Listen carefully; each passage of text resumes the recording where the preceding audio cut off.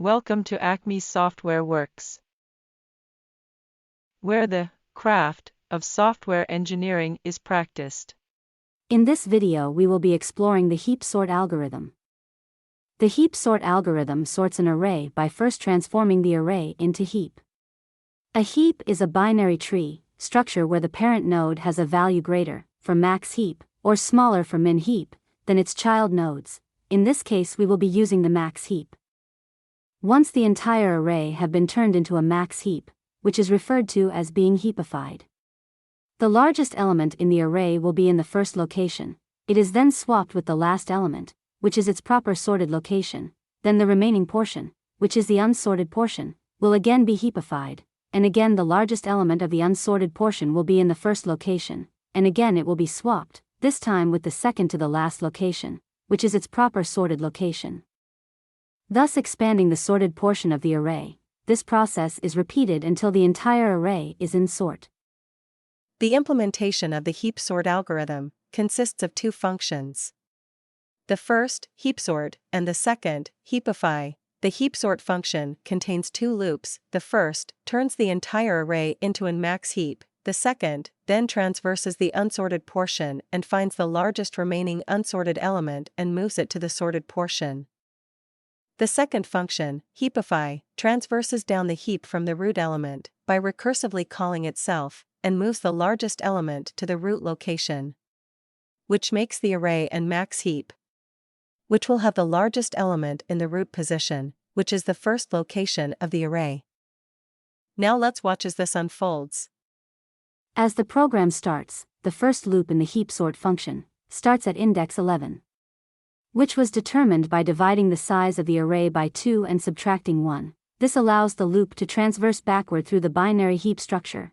In this implementation, a common array representation of the binary heap is used. The parent's index is multiplied by 2 and 1 is added for the left child and 2 is added for the right. You will note that 11 times 2 plus 1 is 23 and 11 times 2 plus 2 is 24.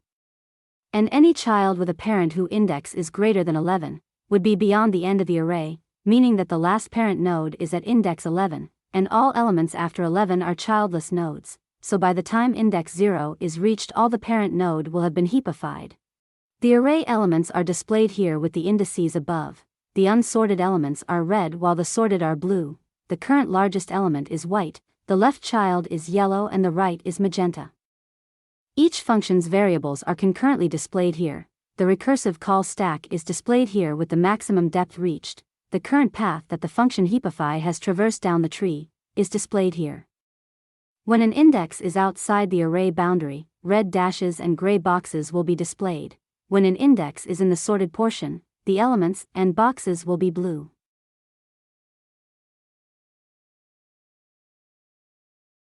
The binary heap used in this program is represented by a common array structure. The tree shown here is only the portion of the tree that the function, heapify, has accessed. Here's a complete picture of the current tree down to the second level. Note that the structure's algorithm, which was discussed earlier, will show that the elements are ordered down and left to right, starting with 93 then down to 92, 91 and 63, 88, 60 and 57. 0 times 2 plus 1 points to the 92 and 0 times 2 plus 2 points to 91. Then starting at the 92, 1 times 2 plus 1 is 3, points to 63 and 1 times 2 plus 2, points to 88, and so on. This pattern is followed through the entire tree. The second loop starts at the last element and swaps it with the first elements, then as it transverses backward through the heap, it calls the function heapify with one less element each pass. It swaps the first element, which is the heap's root and the largest element in the heap, with the element at the end of the heap, which is now part of the sorted portion of the array. The elements that have been swapped to the end are sorted, and are no longer part of the heap. When the heap is reduced to a single element, the entire array is in sort. The heap sort's big O is a consistent n log n. Now let's speed it up and watch it finish. Please like and subscribe.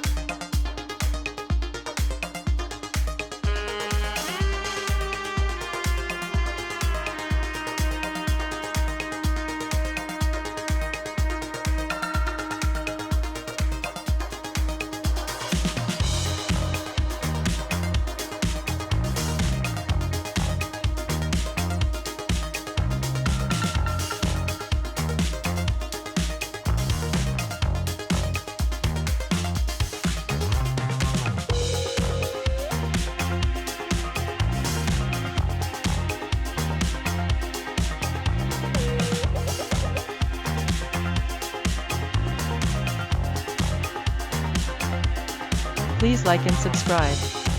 And thank you for watching.